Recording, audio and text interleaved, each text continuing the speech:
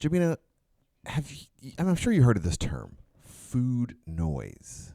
Do you know, you've heard this term? Yes, absolutely.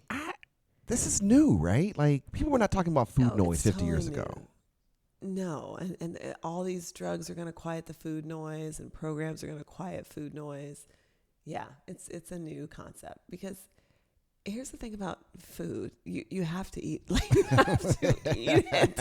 I'm like, I don't understand. What do you mean by food noise? That means you're hungry. Right. That's my thing. It makes no sense. Either like you're the food hungry. noise it's lunchtime. Yeah.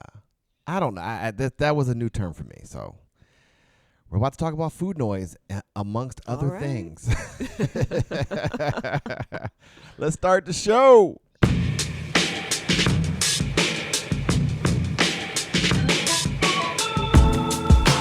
Hey everyone, I am Luther Palmer, and this is One Episode Stand, the podcast where we have fun helping you figure out what to watch and what to ghost.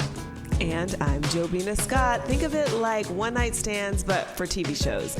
We watch and discuss the premiere of a new show, then move on to the next one. We're here for a good time, but not for a long time.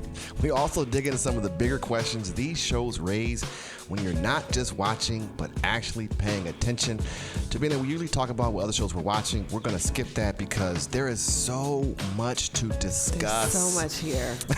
This is one of those episodes where Jabina and I have decided it's so juicy. It's so important, right? So good. That we're going to just watch the whole series, and we're literally going to discuss the whole series.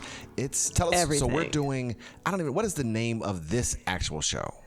The name of the show is Fit for TV, and it is a limited series about The Biggest Loser. Right. Tell us where we can find it. Give us all the stats. All right, so Fit for TV, The Reality of the Biggest Loser, is on Netflix. It is a 3-episode limited series about, of course, The Biggest Loser, which ran from 2004 to 2016. Can you believe how long this show was on? Crazy.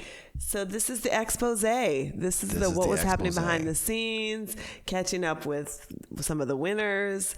This is the show. I don't know if you fully appreciate this, but at some point, someone's going to do an expose on One Episode Stand. And all of the abusive messages you have sent me are going to come to light. And I'm not sure you understand. Maybe I'm not. It'll happen posthumously. I'll be gone. I won't even know it's happening. I will be the victim in all of this. in the whole thing. Okay. The rise to fame, all of it. How? So I think you said it was on for like 12 years. What was the time? Yeah, it was on from 2004 to 2016. How much of that did you watch? A good bit of it. Like, of course, all the hype in the beginning, I was watching it. Then there was like later on where there was some, like there was literally a contestant that I knew of that was on the series. Oh, really? I watched it then. Yeah. Did they like? I mean, I don't know how personal we want to get, but like, did they have success? Did they like how are they looking? How are they doing today? They were kind of like, I don't know. I don't know how they're doing today, but they were like a kind of a mid-show. Okay. Wow. Yeah, I never knew anyone who did it. So let's go. Like the show look, sound, and feel real fast. It's a documentary where there are people who have hurt feelings and people who are defending themselves. And so a lot of the interviews are taking place individually. There's no like group, there's no, it's not a reunion show. This isn't like a reunion, no. No. Everything's individual. People are in their homes. The producers are in their offices. The trainers are in their studios, whatever, right? And they're just doing these interviews. And then they are like talking over a lot of clips from the show. So they're remembering. And I think they've pulled, let's say 5 or 6 contestants from the hundreds of contestants they had. Yes, that are the focus of the series. They focused and it was an interesting kind of grouping of contestants. Some that were happy, some that were conflicted, very bitter, and some that were really, really upset. Right. Some that still, like some that were large or larger than they were when they started the show. Right, they did not maintain their weight loss. So how did you feel about the contestant? Let's start here, because what we're gonna kind of look at this show through the contestant's lens, through the producer's lens, through the trainer's lens, and through our lens as watchers. How did you feel about like when you were watching the show? What were your thoughts about the contestants? I mean, I was thinking back to like how they must have felt sending in their video, desperate to lose weight, and what like a golden opportunity this felt like. Like, I am going to finally like end this battle with weight loss. I'm going to fix myself.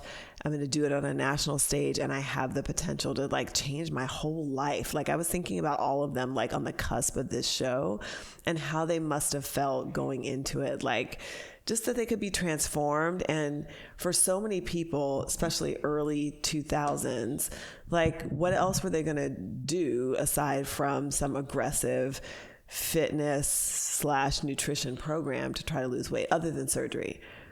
Yeah, I mean, there was certainly an American Idol nature to the people who were trying to get on the show. They were very desperate.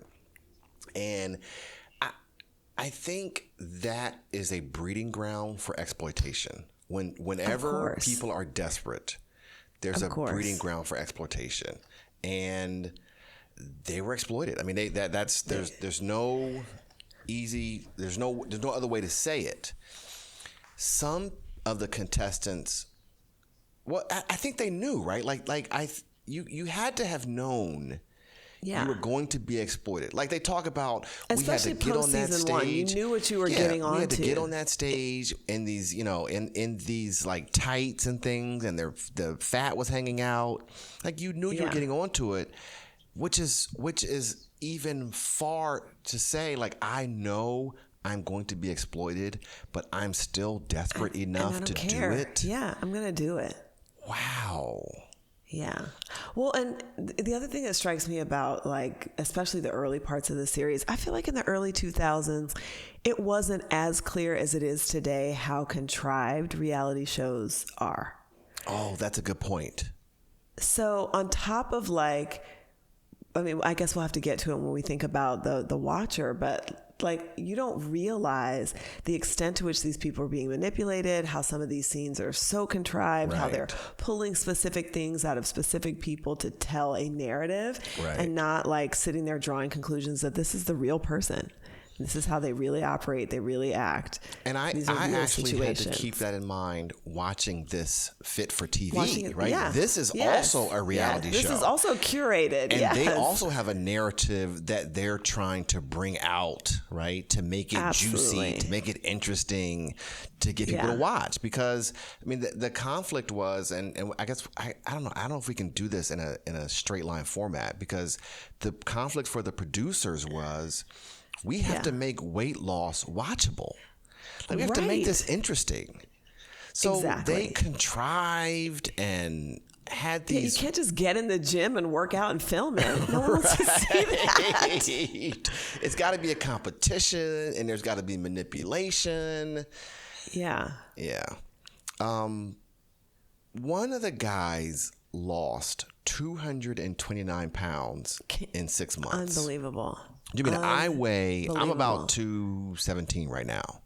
He lost a me, and no one looks at me and says I'm a small guy. Like, no one says, "Oh, you're small." Like, I'm not a large man, but like, I'm a sturdy guy. Yeah. He was carrying me around on his back for years. Yes. That's unfathomable. It's insane. And that the fact that he was able then to lose that in 6 months is also completely crazy. I remember watching the weigh-ins and seeing them lose 14 pounds in a week and being like, what? What? How are they doing that? Those were so shocking The weigh-ins were shocking.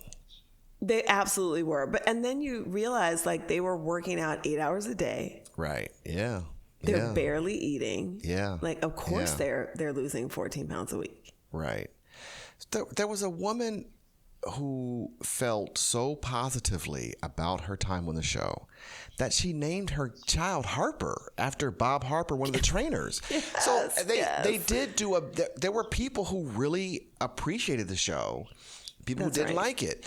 One woman called it, what did she call it? Did she call it abuse? Yeah, she said it was abuse. Yes, the black woman who had such a negative relationship with Bob Harper, like the total opposite of naming her kid. She loathed him. And he also had very negative feelings about her.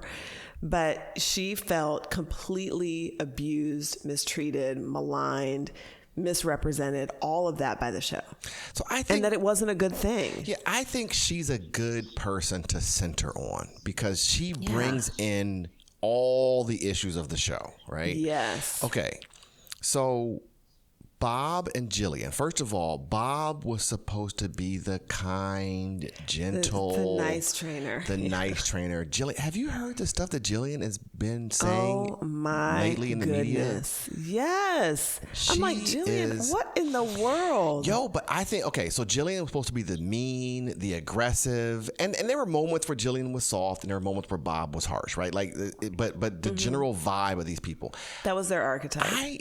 It's unsurprising to me that someone who approaches training the way Jillian does also approaches life and also approaches politics the way that she has publicly come out. I mean, she's a conservative, right? Nothing wrong with being conservative. But there are certain conservatives who they don't blame systems, they blame people. Right. And when you only blame people, you only see a person's position in life as a failure of personal decisions and refusal to work hard, right? So, and that's the energy that she brought to training. And Bob was more so bringing this energy of your life, like the systems that your life, like there's bad food everywhere, your family circumstances. Let's talk about these things. But this woman, her story was that Bob was very, very mean to her. Oh, yeah. Well, and you can see it in some of the clips that they play from The Biggest Loser. Like, he is kind to everyone, but he was so harsh with her. Right. And he... I mean, you know how I've felt about it. I think that it is very easy to target Black women. And the thing that I saw happening to her was she was not only targeted by Bob, but for some reason, Mr. Nice Trainer also then co-opted other contestants. Right. To be critical of her, to be mean to her, to say negative things to her. Like when she said she felt abused, I was totally with her. I could not understand why he took this tag, except for she was a Black woman and an easy target. So I have mixed feelings because Bob, like I said, Bob was kind, soft, gentle. But every season, there were people that were a challenge for Bob that he pushed hard. Have you ever been coached hard? Like, has anyone ever yelled at you in your face for the purpose of motivating you? No. And I didn't play any sports, so I've not been coached. And I think people who have not been coached hard see that as abuse, because invariably, Jabina, every couple years there'll be some videotape released of a coach somewhere in America yelling at kids, getting in their face, pointing at them, and half the country says, yeah, that's hard coaching, and the other half of the country says that's abuse. So I do think if you've never been coached hard, it can feel like abuse. Now, I agree with you 100%. The show needs a fall guy. The show needs every season there was a person who wasn't working hard. What That's right. You got to have a slacker. You got to have a slacker. And it's like, oh, Black woman slacker? Perfect. Because none of the, I shouldn't say none, but the TV audience is gonna side with Bob. They're With gonna Bob, side with right. exactly. They're not gonna side with her. So No. I think she represented the conflict, right, of the show, which was Of the whole show. we have to make weight loss interesting, which means we have to have a slacker every year. There's hard coaching and there's soft coaching, right? Yeah. There are slackers, right? Which I think she was a slacker, right? Like, Well, yeah, I mean, save the fact that like she is morbidly obese Right. and trying to run on a treadmill and Right. feeling feeling a lot of pain around that. Like that's highly likely. This is my thought around the hard coaching. I could say it's hard coaching if I think about only the things that Bob said to her, did to her, ways that he pushed her, etc. To me, where it crossed the line was co-opting the other contestants against her. but it was a competition, so that happened every season, right? Every season, but- the contestants focused on an individual, got them booted off the show, talked bad about them, Yeah. had a round table where they said, because it was, and then there were teams, right? There was Yeah, a they great had that team, whole and discussion. So Yeah. you're holding us back. So I don't know. I just, again, this. But I'm saying, is that an element of good coaching? Like good coaches are not being like, okay, are they? Are they saying to the rest of the team, let's all gang up on Luther? So when you have a slacker, right? Coaches feel like I got to try everything. Like think of what if Bob was trying to save her life, and he's like, I'm going to try kind Bob, that's not working. Right, that's I'm not going to working. try mean Bob, that's not working. I'm going to try angry Bob, that's not working. I'm going to go back to kind Bob. I'm going to co-opt her team. Like I'm going to see if I can get her team. Like at a certain point. What if she was a slacker? What if Bob was trying to save her life? He's trying everything. Maybe the public shame of the group will get her to act right. We'll get her Right. motivated. So yeah. it's just hard, right? Because we weren't there. We don't know. We don't know what the producers told Bob to say. We don't know what Right. we don't know what Bob's true intentions were. It's just, there was conflict everywhere in the show. And I Yes. do think this Fit for TV brought out so much of that conflict, because I think, Jabina, I literally think everyone's right. I think Everybody's- you're yeah. right about this. I think I'm right about this. I think the producers were right. I think Bob was right. She was I think right, Jillian yeah. was right. I think the black woman was right. I genuinely think everyone was right Yeah. about this show. Yeah. Which in some way made it good TV, right? Like That's what made it good. That is exactly what made it good. there was another woman that lost a lot of weight, and she appeared because there was this part of the show where people who got voted off the show had the ability to come back at the end of the show to Right. compete. So there was a woman they had not seen. They could keep going at home. Yeah. Right. And I think there was also about a month between the second to last show and the finale where they had gone home. So this woman had come back, I forget her name, she had lost all this weight. And every, like the producers, Bob, Jillian, they were like, oh no, this is too much. They all said Yeah. this person has lost. They've gone too She far looked because she was thin. so- Like it's different so to say thin. I was morbidly obese to now Right. I'm a heavy guy. And now I'm an but average I'm size, active. yeah. She was rail thin. She was rail thin. Yeah. And they said, oh no, we've gone too far. And I think the viewer kind of turned on the show and Well, said, the viewers oh, were no. turned off. Yeah. Because you could see it in her face. She had Yeah. that Yeah. really skeletal look. Right. So, and I'll say my viewership, it didn't hinge on her specifically, but I think after 4 or 5 years, I just said, I'm out. Like I'm good on this show. On this. Yeah. Yeah. So I did not watch all the years. So I don't think I was watching actually when the black woman was on, because I think she might have been No, one I of the don't remember her. later contestants. Yeah. Okay. What else did you come up with? Well, I mean, we talked a little bit about this, but like they did extensive interviews with the producers who I was so surprised at the end by the guy who said like, I mean, I would do it again. Like it was the right, the producer who said like, look, this was the right thing. I would do the show again because ultimately we were trying to make a great TV show. We were bringing audiences to the network. We were making a ton of money. Like that was their objective. But their objective was met. He also said, "Tell me one show that has changed people's lives the way The Biggest Loser has." I don't know that I can. There's not a one. Well, I mean, you could say these matchmaking shows are changing people's lives. You're finding your spouse, and maybe you're doing it, while that person is in the hot tub with 12 other people. And all the stuff that comes with it, but their lives are also being changed.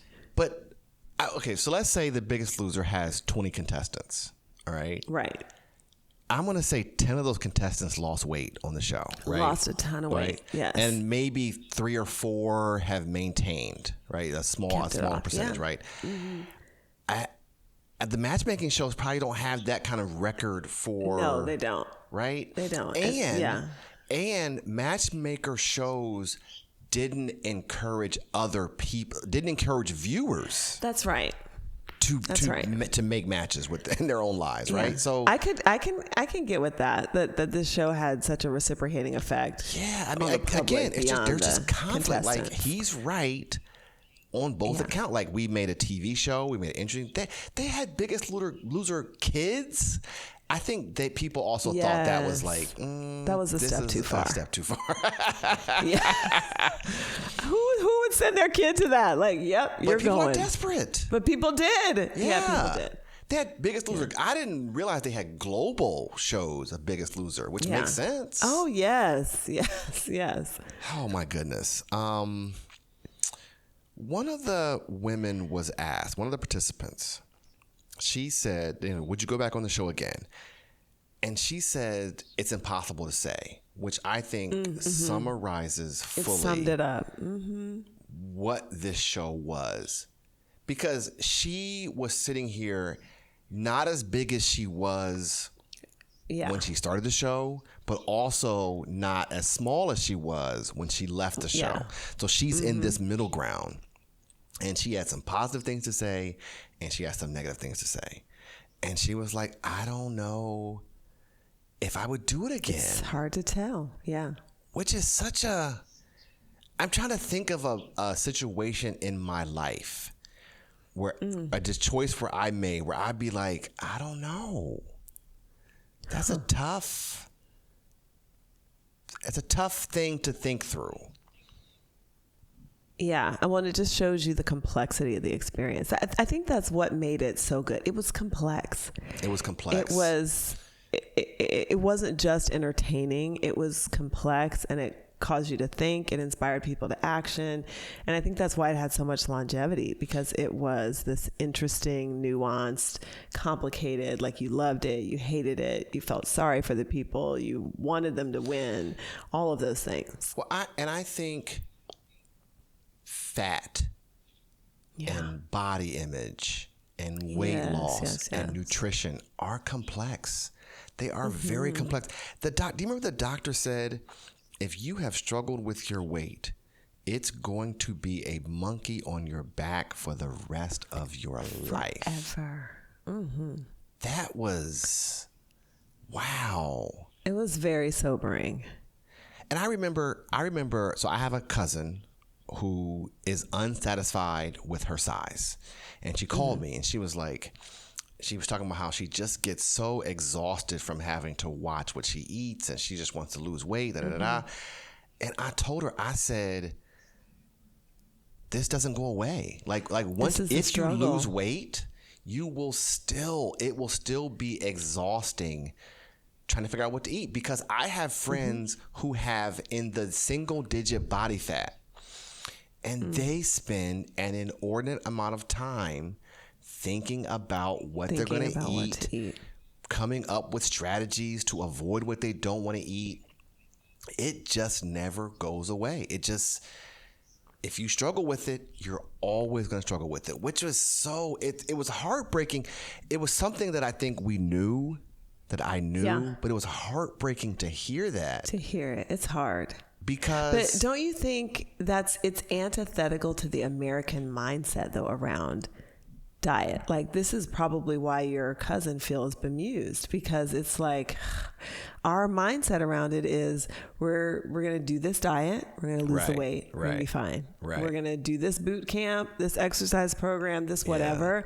We're going to get to our destination, and health and fitness is not, it's just not situated as a lifetime commitment.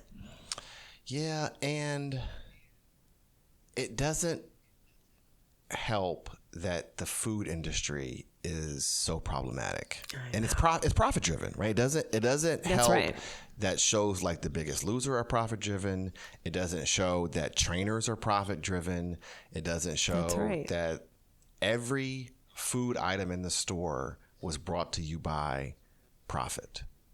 So we live in a system that cares less about nothing about your health, about your body image. They care less about how you view your body than their profits, which is, we could have a whole show on capitalism and food. And, I know, right? But, Jubina, what's your relationship with the word fat? Like, do you call people fat? Did you ever feel like you were fat? Because there's been a almost like the word like nigga, right? Like, there's been a re-ownership of fat by fat people who say, I'm fat. Like, don't try to talk around it. Don't try to talk around it. This is how I identify. This is how I identify. Where do you feel about the word? I feel like I grew up in a time where you can't say that, right? You can't call someone fat. It's an insult. It's you're pointing out something maybe that they can't control. So I feel like as a result, I don't use it. However, I mean, you asked me those two questions. How do you feel about the word fat? And have you ever felt that you were fat? Absolutely. Like, it's very easy, I think, especially in our culture, to label yourself in that way, to turn on yourself in that way. And, post having babies and all of that, I was like, oh my goodness, this is the heaviest I have ever been. I mean, there was one point before, like during COVID, where I was as heavy as I had been in my last pregnancy. And I was like, I had a human being living in my body. The last time I weighed this much. Right. So yeah, it's easy to label yourself that, I think, in our culture, but I have felt it is taboo to label people. Yeah, I think oppressed, maybe is oppressed the right word? All oppressed groups struggle with language. Whether it be handicapped to disabled to person with disability, from colored to BIPOC to black, right? Like, I think the oppressive groups are going to take whatever word you want to call yourself and make it sound horrible. So then there's a need to switch words, right? Yeah. So like obese, fat, big, whatever the word is, people are going to, I would say marginalize, that's the right word, marginalize groups. People are going to marginalize these people, and fat people, big people, they've been marginalized. Like yeah, of course. They've been marginalized in a way that I don't think I knew until I watched Biggest Loser, because they would show these testimonies of these people and they would talk about how they would get mistreated.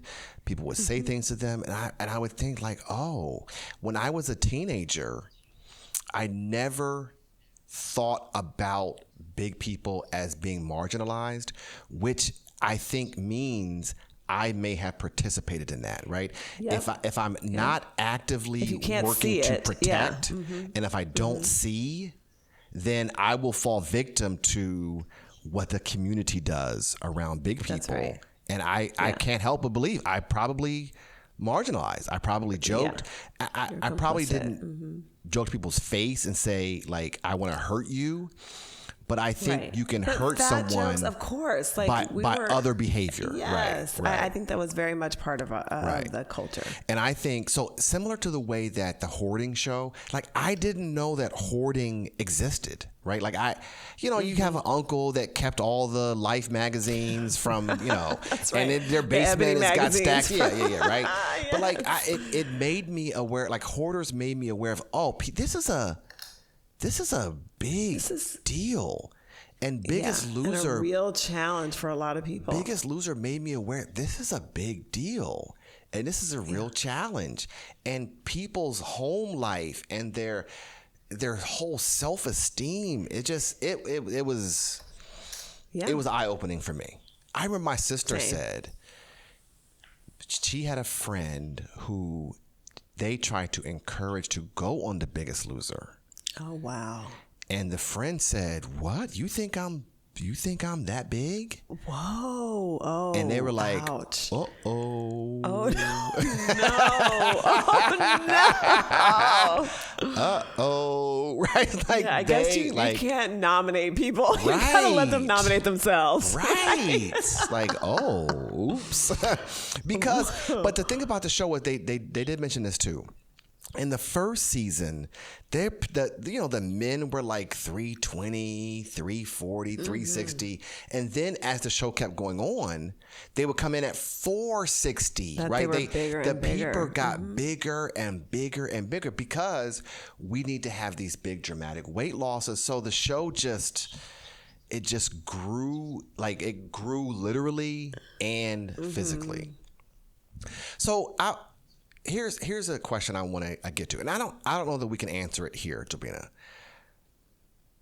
But there's this notion of what is the biggest loser in my life from several things. What systems am I participating in that are conflicted in this way, that help people but are hurting some people, right? Like, and then also, what things in my life would I be willing to endure public scrutiny to change, right? Like what things would I be so desperate to change that I would be willing to not debase myself, but do put myself some out there. extraordinary things to do. Like there's those competitions where they'll have 20 people put their hands on a car, and they'll say the last person who takes their hand off the car gets the car, right? And they'll be there for 48 hours, like touching this car, right? Like what things am I willing to endure to make a change in my life around? Like I said, I don't know that we have those answers like right on the tip of our tongue, but I think we all have jobs that if we were to really dissect, examine, be like, oh no, like people have been hurt by this system that I'm participating in, and I can try to make it better, but ultimately it's problematic, right? Like, and I know you work in a touchy-feely job, so probably I do not work in a touchy-feely job. You do work that's your language. Not-for-profits are not just touchy-feely. I don't want you to typecast it. There are some touchy-feely aspects. However, this is serious work. You think I'm diminishing? Right, you work in the frou-frou job. You guys are hugging all day. You have hug circles. We are doing important work. I'm comparing you to like ExxonMobil, right? Like Exxon right. We're not a for-profit cutthroat for the money, right? For one reason, right? We are here for right, and ExxonMobil has had a public history of oil spills and doing all this damage, right? But like we all work jobs, even in your frilly job, right? You can. I am sure you are aware of. Just call it abuses. We'll say. I'm sure you are aware of abuses that have taken place that you have not liked. Some you have spoken to. Some you have not spoken to. right? Because you can't fight every battle, right? So Right. I think that's when I watched this Fit for TV. That's what I was drawn to was they're talking about The Biggest Loser, but I think in many ways they're talking about life. Life. When I was watching Biggest Loser, and there's all this conflict, and even as fans, right? Even as watchers of the show, that's right. We're complicit because I think a lot of us knew. Because remember they had those competitions where they would make people eat sweets. That was disgusting. Yes, right, in order to see their family food. or right, like whoever eats the most calories. I think we knew this isn't right? Like this is not a cool thing to subject people to. You get to call your family if you eat the most calories, right? So when I say what is the biggest loser in our life, it's what are we in charge of? Like what systems are we in charge of as the producers? What systems are we complicit of, such as the trainers? What systems do we participate in, such as I'm a part of this system as a contestant? And then like the NFL, right? The NFL what are we watching? Does horrible things to people's bodies. It exploits the percentage of people in the NFL that came out of poverty is strikingly high because people who aren't in poverty have other options, right? That's right. So, and I'm a watcher of the NFL. I watch it anyway. Conflicted, and the NFL the same way. All these millionaires can say the NFL was the best thing that ever happened to me, and then you have all these thousands of people who got shuffled out of the NFL who will say, this is terrible. Like the NFL is terribly people, hurt, right, like physically and emotionally, right. And I'm a watcher, right? So like, there's so many things in life that are conflicting that we participate in. It just, I don't know. Sometimes this show really brought that to the surface, right. And there's a fatigue, I think, sometimes, even in capitalism, where you're trying to figure out what stores are doing the least bad, right? Oh, my goodness, yes. Because we're going to boycott Target. Okay, well, Walmart does X, Y, and Z, and right. Meijer Amazon, does this, blah, blah, blah. and Amazon this. There's a fatigue. And I think people who were watching The Biggest Loser, I think a lot of us were just turning that off. We're just turning off that fatigue, and we're just being entertained. And this documentary showed us what I think a lot of us maybe didn't want to see, but needed to see about this show. Yeah. Yeah. For sure.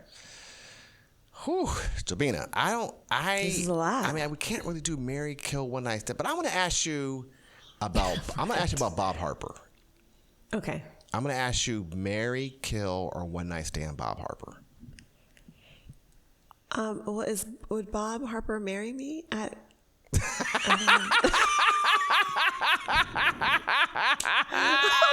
kind of question is that? I don't think he would.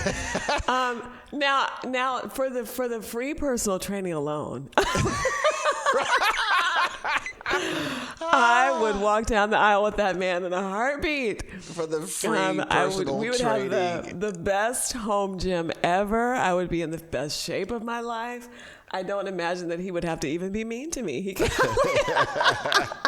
I totally forgot Bob Harper was gay. That is so funny. I totally forgot he was gay. You can give him to me if you want to, but yeah. But then I think Jillian also, right? Also, I was going to say, it's like me saying, okay, now I give you Jillian. But I'm not. You know who I'm going to give you? I'm going to give you the host. Not. You mean Allison Sweeney? Yes, Allison Sweeney. Yes. I was a Days of Our Lives fan. I watched.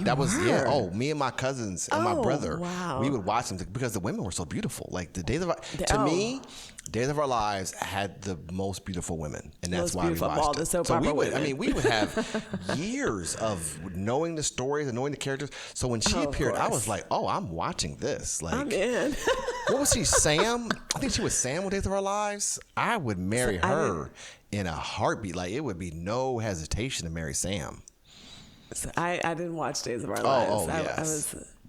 I was young and the restless. I'm all in on seven. Oh, you were. We've talked about that. What was the guy? Who was the guy that you would marry? Oh, Victor Newman. Victor 100%. Newman. Yes. Still to this day. Still to this day. Man. I guess you could give me Bob, right? Would I marry Right, Killer would one you night marry stand? Bob? Would I marry Killer Bob one night stand for the free personal training? For the free personal training. Remember we did the show about the multiple husbands, brother husbands. Yes, and I was saying I would take a brother if you're handy. You put him in the right. So I would take Bob. Yeah, like if I have a handy brother husband, I have a physical trainer brother husband. So I would take Bob. Come on, Bob. Yeah, come on in. Get to work. Get to work. Well, when you said that to me, it made me think about, have you heard like this conversation, the resurgence of lavender marriages? Do you know about this? No.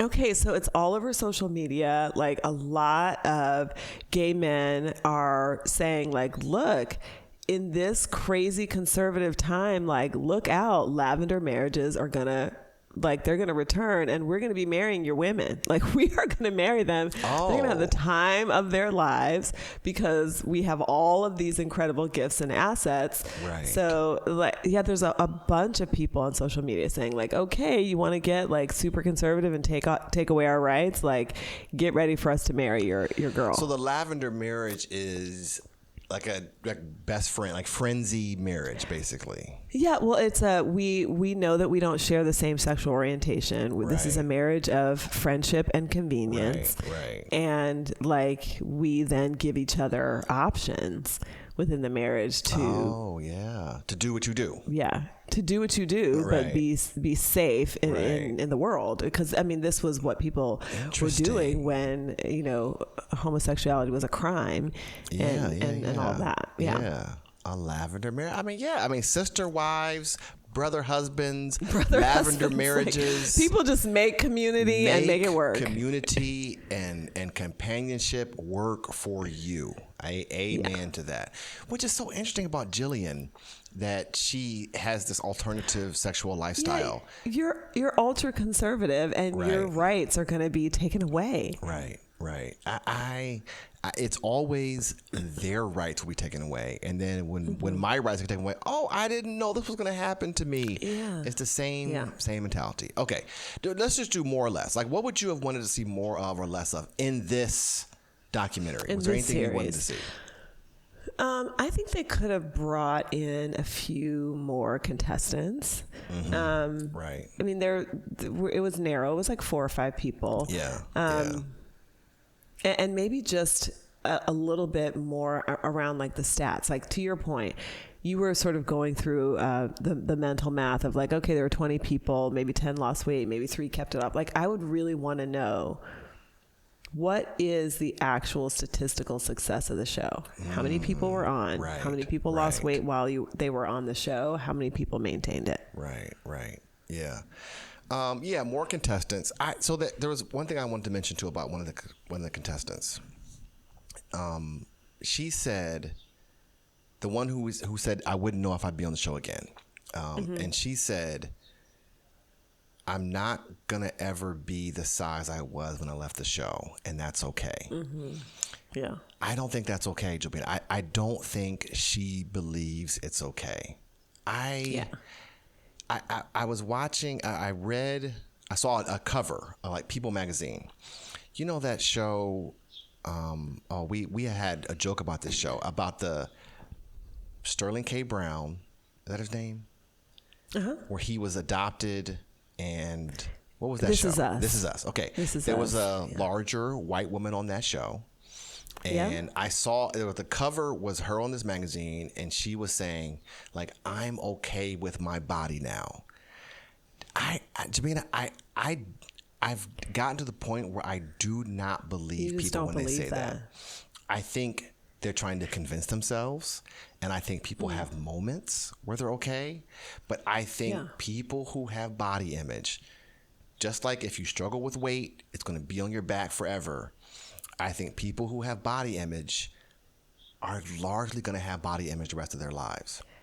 Yeah. And I don't believe people, which is, I know it's hard for me to say and it's weird for me to be critical of people, but I just feel like don't buy it. I don't buy it. I don't buy it because when people get on social media and they talk about self-help, and then 3 years later they talk about how 3 years ago they were in a dark place, and you're like, wait a minute, 3 years ago you were right. talking about all your success, right? I'm jaded. Like, I have become jaded to media representations, right? Like, when I'm doing it for media, I don't buy it.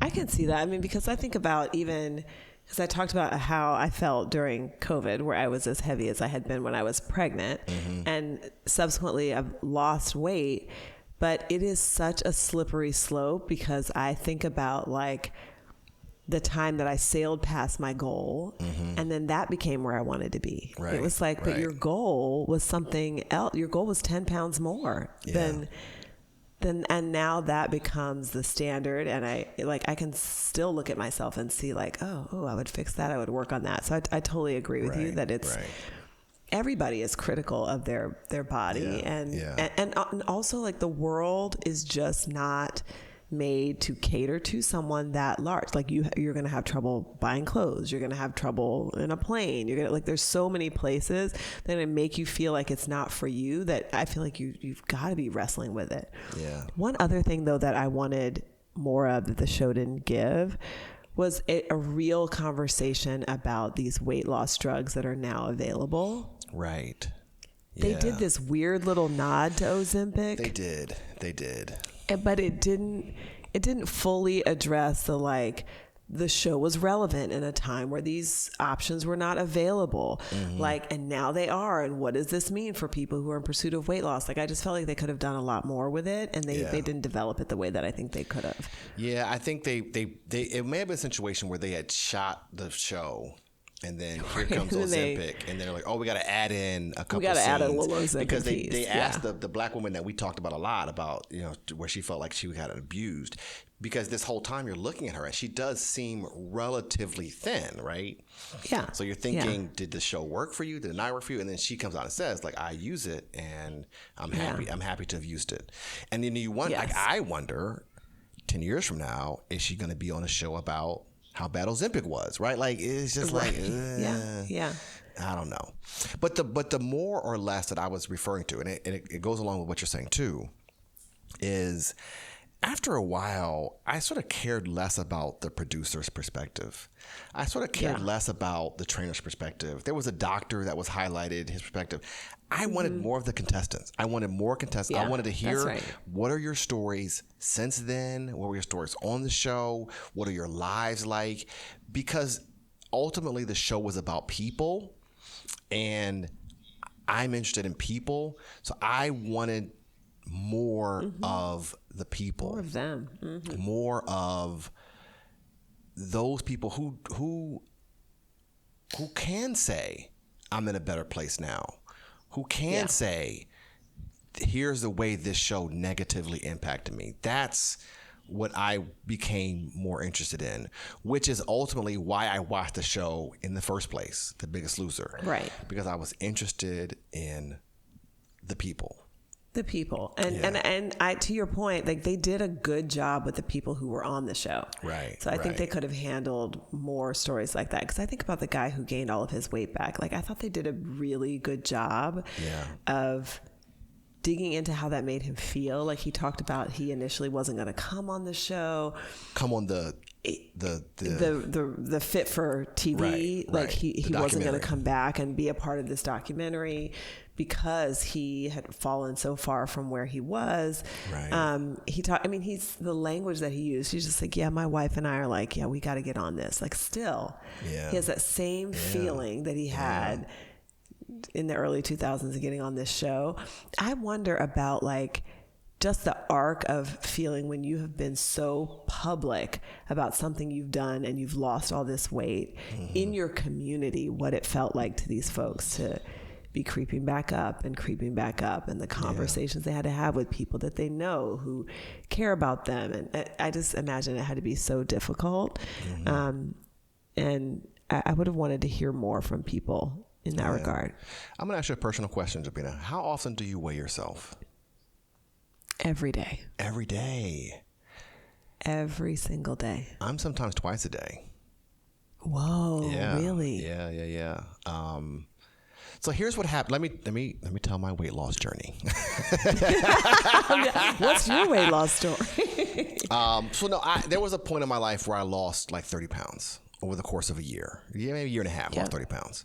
And I gained like 20 pounds back. But when I was losing weight, I was weighing myself all the time. And when I was gaining weight, I was not weighing myself. So I did not realize that I had gained the weight back. And when you talked about that, the contestant who gained all the weight back, he had that same experience. He got on a scale and he was like, whoa, I had no idea. Oh, yeah, you have that moment where he's like, what? Right. So I have learned, and there's actually some data to suggest that the more you weigh yourself, the better you can stay on track and understand what your body's doing. So now, the people who the scale is also complicated, right? Like the scale can be damaging to some people, it can be good for other people. So I'm saying for me, the scale has been a positive. It is an accountability partner. It's an accountability partner, right? Multiple times a day I couldn't do because I know that I'm going to be marginally heavier because I ate dinner. So I don't do that, but every morning I weigh myself. Like that's why I do it. And before I go to bed, I do it in the morning. I'll do it midday. I come home. Let me weigh myself. Like I do it to sort of understand how weight fluctuates. Yeah. So this is interesting. So I play basketball. My biggest exercise output is a Wednesday night basketball game that I play. And I will weigh myself before playing basketball. I will weigh myself after having jogged for 2 hours, like 2 hours running.